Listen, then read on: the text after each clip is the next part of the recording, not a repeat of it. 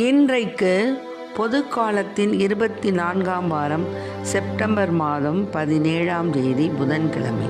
இன்று தேவன் நமக்கு தரும் ஜீவநீரூற்றான இறை வார்த்தைகள் புனித லூக்கா எழுதிய நற்செய்தி இயல் 7 இறை வார்த்தைகள் 31 35 முடிய.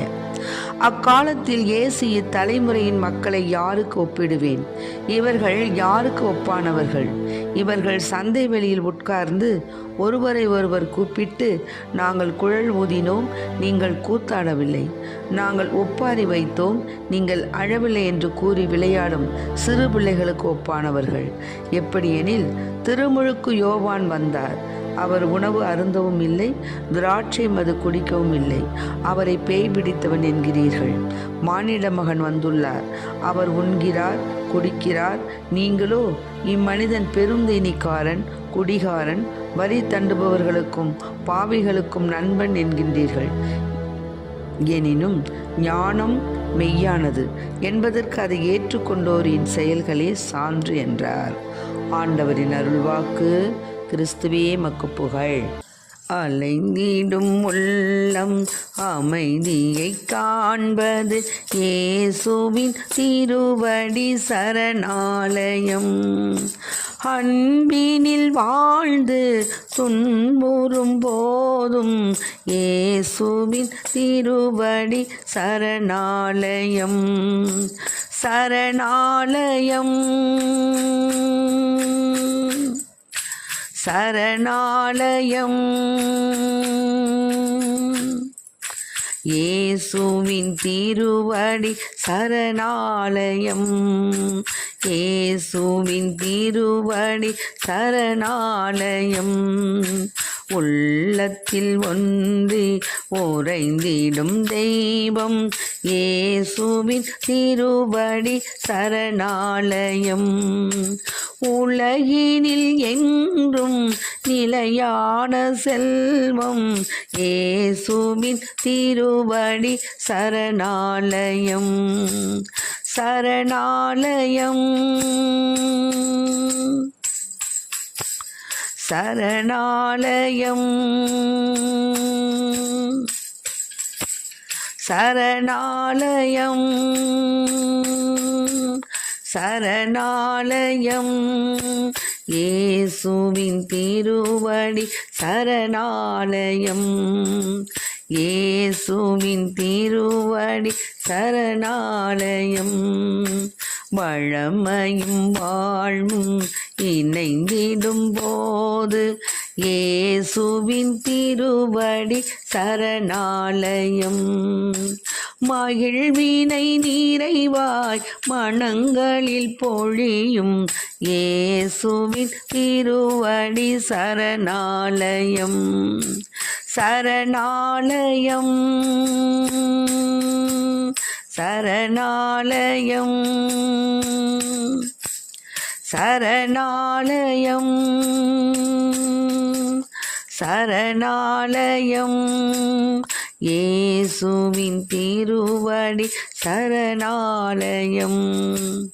இயேசுவின் திருவடி சரணாலயம்.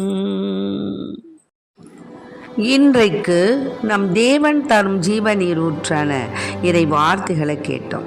அதாவது படைத்தவரையே தீர்ப்பிடும் படைக்கப்பட்ட மானிட அவர்களுடைய முரண்பாடான பண்புகள், அதை பற்றி தான் இன்று தேவன் சொல்கிறார். அதாவது லூக்கா எழுதிய நற்செய்தியில் சொல்கிறார், ஏசப்பா இந்த தலைமுறையினரை நான் யாருக்கு ஒப்பிடுவேன்? இவ்வளவு நான் செய்கிறேன், இவ்வளவு அதிசயங்கள் அற்புதங்கள் நடத்துகிறேன், எல்லாம் தெரியும். ஆனாலும் என்ன செஞ்சீங்க? திருமுழுக்கு யோவான் வந்தார். அவர் உணவே சாப்பிடலை. அவர் வெட்டுக்கிளியும் காட்டுத்தேனும் தான் சாப்பிட்டாரு. அவர் உணவும் அருந்தலை, திராட்சை மதுவும் குடிக்கலை. ஆனால் அவர் என்ன செஞ்சாங்க? பேய் பிடித்தவன் அப்படின்னு சொன்னாங்க. அது மாதிரி மானிட மகன் வந்துள்ளார். அவர் உண்கிறார், குடிக்கிறார். நீங்களோ இம்மனிதன் பெருந்தினிக்காரன், குடிகாரன், வரி தண்டுபவர்களுக்கும் பாவிகளுக்கும் நண்பனாக இருக்கிறான் அப்படின்னு சொல்கிறீங்க. அதனால ஞானம் மெய்யானது என்பதற்கு அதை ஏற்றுக்கொண்டவரின் செயல்கள் தான் சான்றாக இருக்குமே தவிர வேறு ஒன்றும் கிடையாது. அதனால் இதே மாதிரி தான் 1 தீமோத்தேயுக்கு எழுதிய நற்செய்தியில் 1 தீமோத்தேயுக்கு எழுதிய திருமுகத்தில் பார்த்தோம்னா 3:14-16 வசனங்கள் என்னன்னா, அன்புக்குரியவங்களே, நான் விரைவில் உங்களிடத்தில் வருவேன் அப்படிங்கிற எதிர்நோக்கோடு இவற்றை நான் எழுதுகிறேன். நான் வர காலம் தாழ்த்தினால் நீங்கள் என்ன செய்கிறீங்க, கடவுளின் வீட்டாரிடம் எப்படி நடந்து கொள்ளணும் என்பதை இந்த திருமுகத்தின் வழியாக நீங்கள் தெரிந்து கொள்ளலாம். இவ்வீட்டாரே வாழும் கடவுளின் திருச்சபை. இந்த திருச்சபை உண்மைக்கு தூணும் அடித்தளமாக இருக்கிறது. நமது சமயத்தின் மறை உண்மை உயர்வானது என்பதில் ஐயமே இல்லை. ஆக மானிடராய் அவர் வெளிப்படுத்தப்பட்டார். தூய ஆவியால் நேர்மையாளர் என மெய்ப்பிக்கப்பட்டார். வானதூதருக்கு தோன்றினார். பிற இனத்தாருக்கு பறைசாற்றப்பட்டார். உலகினரால் நம்பிக்கையோடு ஏற்க பெற்றார். மாட்சியோடு விண்ணேற்றம் அடைந்தார். ஆகவே இவை எல்லாம் நம்பிக்கைக்குரிய செயல்பாடுகள் தான். இந்த மாதிரி நம்பிக்கைக்குரிய செயல்பாடுகள் இல்லாமல் நீங்களாம் என்ன செய்கிறீங்க, முரண்பாடாக கருதுறீங்க அப்படின்னு சொல்லி இந்த படைக்கப்பட்ட இந்த மக்கள், மனிதர்களை உள்ளடக்கிய உலகம் எப்படி பல விசித்திரமான மனிதர்களை கொண்டதாக இருக்குது. வாழ்வின் நிறைகளை காணாமல் குறைகளை மட்டுமே கண்டுபிடிக்குது. அதை கண்டுபிடிப்பதில் ஒரு சில பேருக்கு ஒரு சந்தோஷம். இப்படியாக ஒரு ரகம் இருக்குது. அடுத்தவங்களை மட்டம் தட்டி பேசியே தன்னை உயர்த்தி கொள்வது மற்றொரு ரகம். அதனால் இன்றைய நற்செய்தியில் கடவுளுடைய மகனையே என்ன செய்கிறாங்க, குற்றம் சுமத்துகிறாங்க. திருமுழுக்கு யோவானையும் குற்றம் சுமத்துகிறாங்க. ஆக இதனால் என்னன்னா,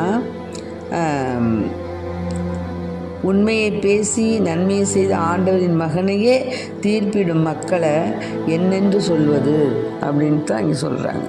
ஆகவே அன்பு பிள்ளைகளே, நம்முடைய வாழ்க்கையில் நாம் இயேசுவின்பால் எந்த நிலையில் இருக்கிறோம், அவர் மீது நம்ம குற்றம் கண்டுபிடித்து மற்றவங்களுடைய நடத்தை பார்த்து குற்றம் கண்டுபிடித்து அதனால் அவங்க தாழ்ந்தவர்கள் அப்படின்ற ஒரு இருமாப்போடு இருக்கக்கூடிய அந்த குணப்பெற்றோர்களாக நாம் இருக்கிறோமா, அல்லது படைத்தவரே தீர்ப்பிடும் படைக்கப்பட்ட மானிட முரண்பாடு உள்ள மக்களாக இருக்கின்றோமா அப்படிங்கிறத நம்ம சிந்தித்து என்ன செய்யணும், பாரபட்சமின்றி எல்லோரையும் ஏற்றுக்கொண்ட கடவுளின் மகனை உள்ளத்தில் ஏற்று அவரை நம் வாழ்வின் அடித்தளமாக மாற்றி அதன் வழியாக நாம் இறைவனுக்கு உண்மை உள்ளவர்களாக வாழ்வோம். அத்தகைய வரத்தை இறைவனிடம் கேட்போம். ஆமேன். Praise the Lord. மரியே வாழ்க.